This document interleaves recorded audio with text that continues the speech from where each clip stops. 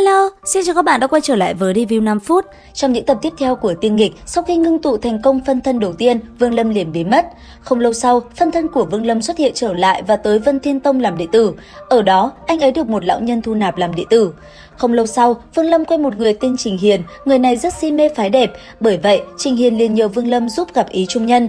Sau một hồi bị tên kia thuyết phục, Vương Lâm cũng đồng ý. Tuy nhiên, vì sư phụ vắng nhà, trước khi đi, Vương Lâm cần bẩm báo với sư tổ một chút. Bởi thế, Vương Lâm rất nhanh đã tới gặp sư tổ. Chờ trêu thay, vừa khi gặp sư tổ, Vương Lâm đã liền nhận ra đây là Lý Mộ Uyển.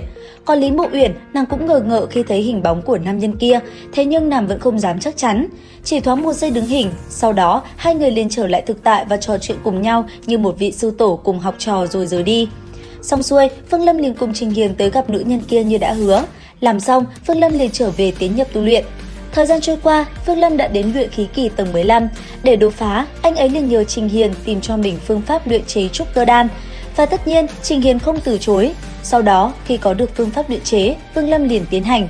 Cuối cùng, anh ấy đã thành công luyện ra 8 viên trúc cơ đan. Xong xuôi, Vương Lâm liền cho trúc cơ đan vào miệng, dựa theo công pháp cổ thần quyết vận chuyển, anh ấy rốt cuộc cũng thành công và đột phá trúc cơ kỳ. Thế nhưng vừa trở ra, Vương Lâm liền gặp tiểu thú của Trình Hiền bỏ mạng ở cửa phòng mình. Bởi thế, biết người kia gặp nguy hiểm, Vương Lâm quyết định sẽ cứu giúp. Ngay lập tức, anh ấy liền lấy ra bản thể tu vi kết đan đại viên mãn của mình. Sau đó, Vương Lâm liền thu lấy hồn linh tiểu thú kia, chuẩn bị làm ma đầu thứ 3. Thế nhưng, cũng vì vậy mà giọt hồn huyết Vương Lâm để lại cho Lý Mộ Uyển rung động. Ngay lập tức, nữ nhân kia liền lao tới phía Vương Lâm với hy vọng gặp lại cố nhân. Thế nhưng, Vương Lâm đi rất nhanh, thoáng chốc đã tới nơi ở của Trình Hiền. Vừa tới, anh ấy liền phong ấn một gã nguyên anh sơ kỳ lại. Sau đó, đến chỗ Trình Hiền, Vương Lâm mới biết người bạn của mình bị như thế là do bị nữ nhân hãm hại.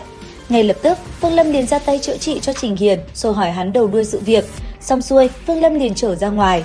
Thế nhưng vừa ra, Vương Lâm bất ngờ thấy Lý Mộ Uyển tới. Ngay lập tức, anh ấy liền trốn vào trong không gian tinh nghịch.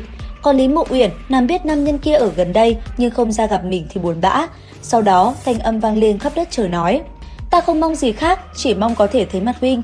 Nếu hôm nay huynh không hiện thân, ta sẽ tự vẫn ngay lập tức, chấm dứt chấp niệm trong lòng." Nghe vậy, Vương Lâm không muốn thấy nữ nhân kia phải đau buồn nên đã xuất hiện. Vừa thấy bóng dáng kia, Lý Mộ Uyển đã liền nhận ra Vương Lâm, cho dù anh ấy đang đeo mặt nạ. Cứ thế, hai hàng lệ trên khuôn mặt nàng tuôn rơi. Nhìn Lý Mộ Uyển, Vương Lâm tự hỏi tại sao nàng lại cố chấp như thế. Còn Lý Mộ Uyển lau hàng lệ chảy trên gò má, nàng hỏi nam nhân kia có còn giữ ngọc giản khi xưa mình tặng không mà thôi. Nghe vậy, Vương Lâm lạnh lùng đáp: "Mình đã vứt đi rồi", sau đó liền quay đầu rời đi. Thế nhưng, Lý Mộ Uyển vẫn cố níu kéo nói cho anh ấy biết mình sắp kết hôn với người khác, nàng chỉ mong Vương Lâm động lòng giữ mình lại. Tuy nhiên đáp lại, Vương Lâm chỉ nói 2 chữ chúc mừng đau đến xé lòng rồi rời đi. Nhìn bóng dáng kia xa dần, Lý Mộ Uyển khóc nấc, nàng mắng Vương Lâm đúng là đồ tồi, nàng hận hắn rất nhiều. Còn Vương Lâm hướng về phía xa, lòng cũng đau nhói. Thu lại tâm tình, Vương Lâm liền tìm tới người đã hãm hại Trình Hiền. Thế nhưng tới nơi, anh ấy đã gặp trắng cảnh kinh người. Dựa theo thần thức, Vương Lâm phát hiện 2 người con gái đang cuốn lấy nhau và phát ra những tiếng thở hổn hển. Thấy tràng cảnh ấy, Vương Lâm liền sai Hứa Lập Quốc hành động.